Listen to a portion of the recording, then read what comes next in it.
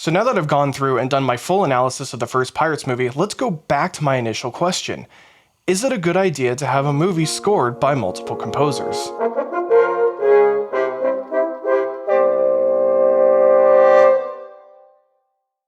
In that video, I might have been a little bit misleading with one of my statements that said some films are scored by multiple composers. The truth is, a lot of films are.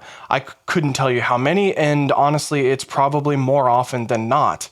There are stories of some composers working alone, like I've heard Michael Giacchino works alone, John Williams works alone, I believe Bear McCreary works alone. There's stories about John Powell with How to Train Your Dragon, he worked alone. So there are times where film composers do work by themselves, but I think it is more often than not they work with somebody else. But that doesn't change the fact of this question of, is it a good idea or not? It just means it's happening. It's here. It's kind of like auto-tune and audio manipulation. It's kind of here. Like, honestly, do you think I'm just speaking and not doing any kind of post-processing with this audio? No, I definitely am. There's echo in this room that I tried to get rid of. There's a little bit of EQ happening. A lot's happening. And same thing with movies and in soundtracks. So like it's just a thing. We're going to have multiple composers. But I will still talk about it and say, is it the best idea in the world? Well, maybe not.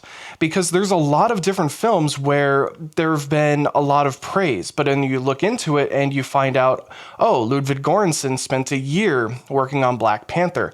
Oh, John Powell had 14 weeks to write How to Train Your Dragon. But then you get other stories like Jerry Goldsmith did Chinatown in 2 weeks. Well, that was still a good score that was thrown together pretty quick, but then you get Pirates 1. You had 8 composers that slapped a score together with themes that were just kind of all over the place that didn't make a whole lot of sense. So looking at my analysis, you saw that the Turner motif was pretty much not used. Well, what about some other themes? Well, Barbossa's theme, we had a really good use of it later in the film, but sometimes it was used and it's like, why is this here? And there was just no communication between the composers. However, that was a last second change where they changed composers at the last second. And, well, should they have delayed the film? Well, I know that the release window for films, they want to have it in specific weeks to try to make the most money, but then it's like, well, now you're kind of degrading the art for money. And that's just kind of a fact of life. That's just how it is. And yeah, I kind of disagree with it because I'd rather them take the extra time to get a better score. You look at the composers that were given the time and you get a better score out of it. So there is one quote that you can look at, and that's in the Soundtrack Show podcast, where you get this. A lot of the composers that would come in from live action had been beaten up to a certain extent by the process. They get the films very late. Oftentimes the pictures aren't locked, and they're supposed to do world-class scores in 4 to 8 weeks on films that have been worked on for 2 years. So they're given a very, very difficult assignment. The studio, the director have to be on board to actually allow screen time because it takes actual feet and frames to express a melodic idea. You have to give the film room to breathe in order to actually say something melodic.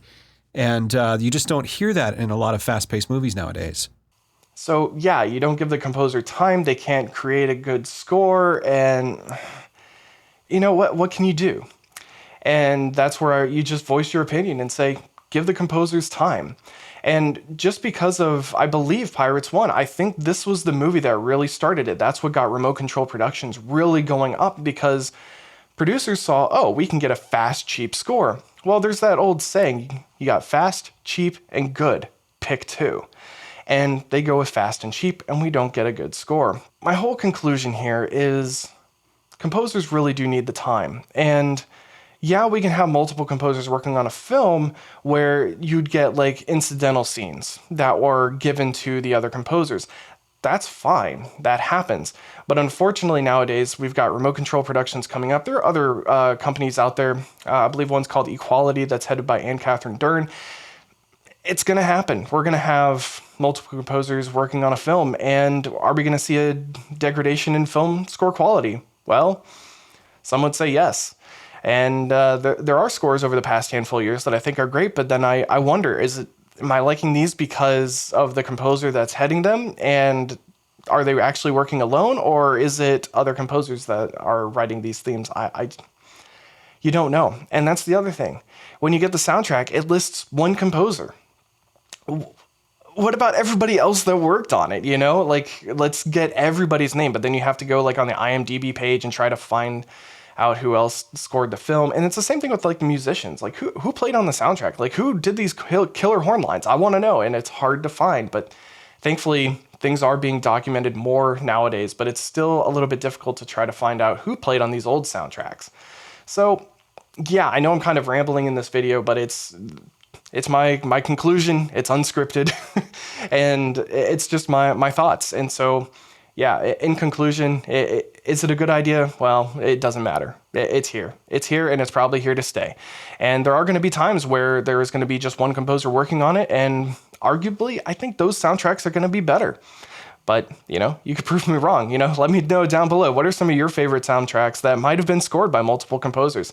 If you know somebody who works by themselves that have really good soundtracks, let me know those too. I'm always looking for new soundtracks, and might spark new video ideas. Who knows? I wonder what I can go through next.